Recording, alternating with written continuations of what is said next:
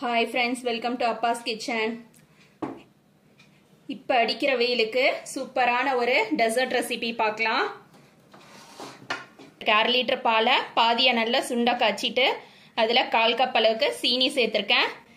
சீனி சேர்த்துட்டு நல்லா கலக்கி விட்டுட்டு கொஞ்சமா அதுல குங்குமப்பூ சேர்த்திருக்கேன். இது கண்டென்ஸ் மில்க் எடுத்து வச்சிருக்கேன் 1/4 கப். லட்டு வந்து உதிர்த்து விட்டு வச்சிருக்கேன். ஸ்வீட்லெஸ் கோவா எடுத்திருக்கேன். மேலே டெக்கரேஷனுக்கு வெள்ளரி விதையும் சாரப்பருப்பும் எடுத்திருக்கேன்.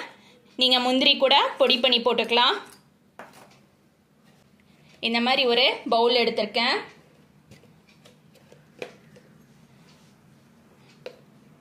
இது வந்து பால் பேணி.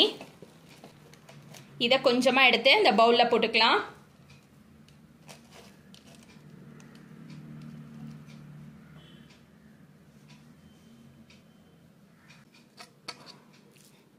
லட்டுல ஸ்வீட்லெஸ் கோவா கொஞ்சமா சேர்த்து மிக்ஸ் பண்ணிக்கலாம்.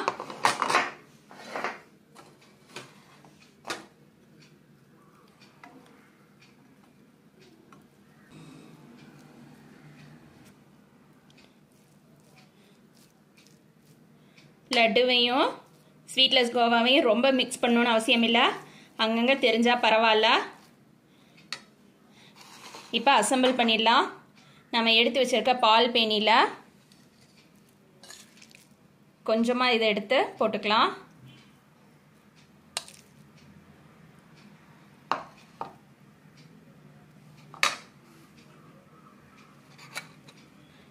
கண்டென்ஸ் மில்கை இந்த பாலோட சேர்த்துடுறேன் நான்.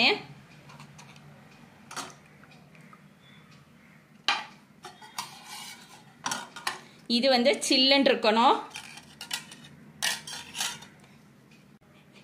இது நாம சர்வ் பண்ண போற நேரத்துல தான் இதை வந்து ஊத்தணும்.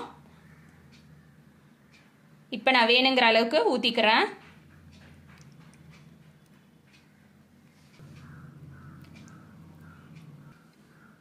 இதுக்கு மேல கொஞ்சமா நான் வெள்ளரி விதையும் சாரப்பருப்பும் தூவிக்கிறேன்.